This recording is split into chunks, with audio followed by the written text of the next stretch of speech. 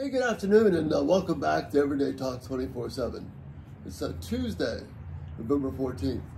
As you can see, I've got my buddy Kirk here with us again.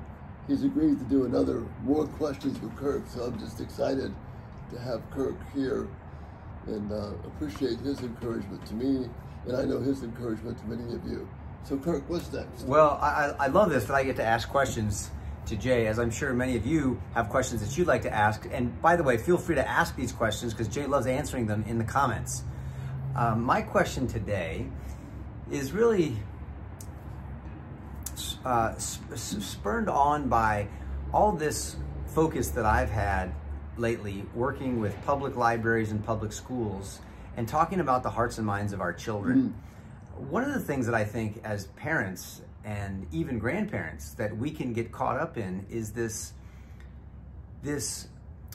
fixation that we have on wanting our kids to do well.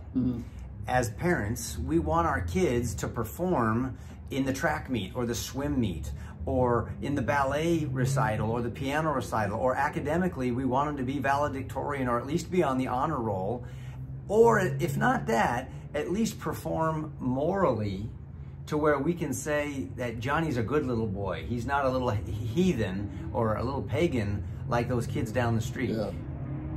Since every parent wants good things for their kids, is this okay to put so much emphasis on how well they do?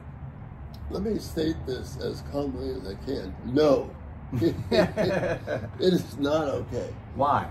Well, because what we're doing there, what you're really saying with that is, what I really want is for my kid not to embarrass me. I want my kid to make me look good. And then I begin evaluating them on the basis of performance. Well, this is what it takes to do well in society. But what does the Bible say about this? The Bible says about doing well in this world is if children are obeying their parents in the Lord, meaning the parents are locked into what God wants. If they are obeying their parents in the Lord, then Ephesians 6:3 says, this means that life will go well for you. Not maybe in the level of success and being all the performance orientation, but you will be in line with what God says is valuable.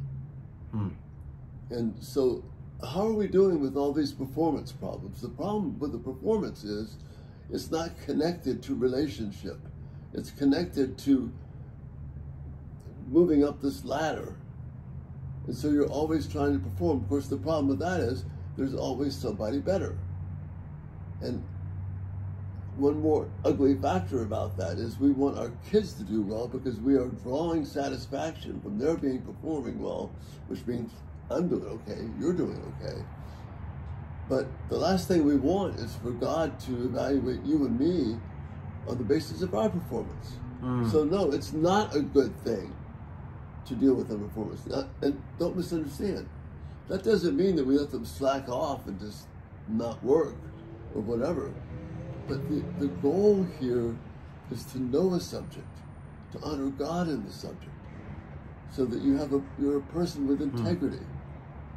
I'm getting a little ahead of myself. Well, this makes me begin to question the validity of bumper stickers that say grandparent of an honor roll student, or my child, is really great at this or that. And I think I understand we want to be proud of our kids in the right sense. Yeah. We want to praise and encourage them in their gifts and talents and affirm all of their hard work. But I hear what you're saying. Sometimes we can get so wrapped up in their grades, and if they do well, we feel like, well, I must have been a good parent, especially when people come to you and say, you must be so proud of Johnny. You must be such a proud grandma or grandpa. Yeah. And that's really big. So wait a minute, if Johnny didn't get A's, would you still be as proud of him? Yeah. If she didn't, really ace the piano recital, would you still think that she's as valuable and special? Yeah, yeah. Or maybe this child, and the problem is what you're talking about, is we start putting this pressure on them at young age. Yeah. And so we take a third grader and he's not performing well. She's not performing well. And so they begin to feel like that I'm not a good student, I'm not a good person. Yeah. But in fact, there may be something blossoming in there that will just one day explode. Yeah. But we never give them a chance to do that because we are more interested in how they perform and not interested in who they are. Boy, that's so true. We were talking earlier about people who have amazing gifts and talents, like, say, Steve Jobs, Yeah. or Bill Gates. I'm thinking of Albert Einstein. These were dropouts and Yeah. people who couldn't get past the third grade. Teachers said that they were just, they were rebellious and not controllable. And they turn out to be people who come up with the theory of relativity, or IBM computers, or Apple computers. Yeah. And we could be parents with children like that, with gifts like that, and totally miss who they are, and fail to nourish those gifts because we've been so focused on them performing in basketball, or in grades, Yeah. or in moral performance. Well, let's take this one. Let's dial it down a little bit.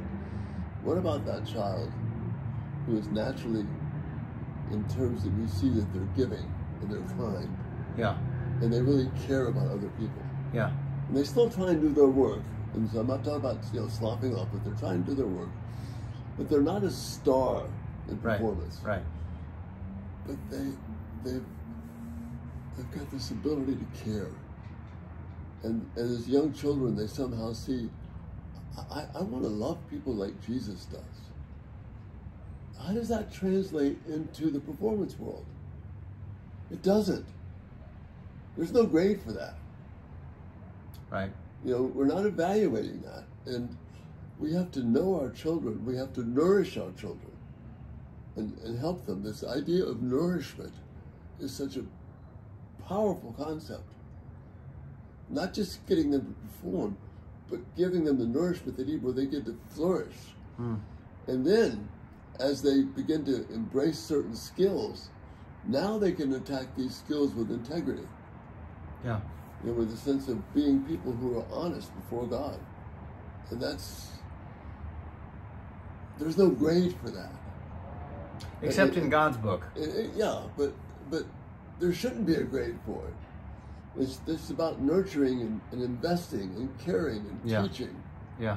And just watching that, giving them the ability to fail and mess up and do better and learn the concept better. That's where we want to be. I'm thinking of the parable of the two sons of Matthew 21, where the father says to the first son, "Hey, go out in the field, do some work." And he says, "You're kidding me, I'm out of here." He says to the second son, "Hey, if you go to the field, do some work, of course I will, Dad." And then he talks to the Pharisees and he says, later on, the first son, he decided to go back and do the work. The second son didn't do anything. And he turned to the Pharisees and he said, "Which one do you think did the will of the Father?" And they begrudgingly said it was the first son. Even though performance-wise, it looked like he messed it all up. And we need to have that opportunity to help our children buy into it. And if they mess up the first time or struggle the first time, not slap a grade on them, not be down on them, but how can we nourish them so they do well in life? Because the bottom line is we don't know. We live in all this beautiful splendor around us, but we don't know if it's going to be here tomorrow. We don't. But these eternal qualities, love, joy, peace, patience, kindness, goodness, faithfulness, gentleness, self-control. Paul's saying there's no law against these things. That means these things are so beautiful. We've got to value those things in our children. That's what makes children turn into good husbands and fathers, good wives and mothers. If we're performing, then I'm going to evaluate, well, are you going to be a good wife to me? Are you going to be a good husband to me? How are you going to be a good friend to me? By doing what I want? See, all that gets lost. And I lose the person. I don't know them. What are the abilities that our children have that we miss? What do we value? So the performance thing, as you can tell, it strikes a nerve with me because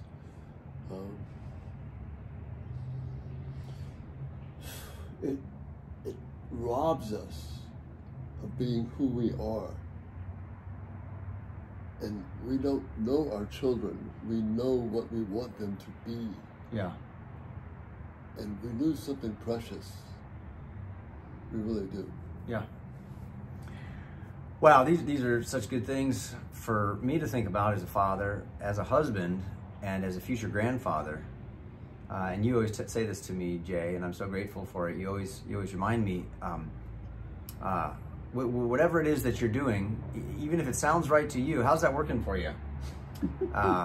And if it's not working out well, maybe you should try something different. And the other thing you always tell me is, would you like God to treat you the way you treat your kids? Yeah. If you don't want God to treat you based on your performance, why are you treating your children based on theirs? And unfortunately, we have a system of education, and I'm not denigrating so many wonderful teachers and people that are trying to do a good job. It's not the problem. But we have a system which is breeding that type of performance mindset. So we don't get to know the child. We get to know them on the basis of how we want them to perform. Yeah. And sadly, we lose a lot there. Well, I love it. Thank you. Well, thank you for being here, and Lord willing, we'll wind up doing this again. So I hope so. It's been an honor, man. Love you, Kirk. Thanks. And you too. We'll see you all soon on Everyday Talks 24/7. You have a great day.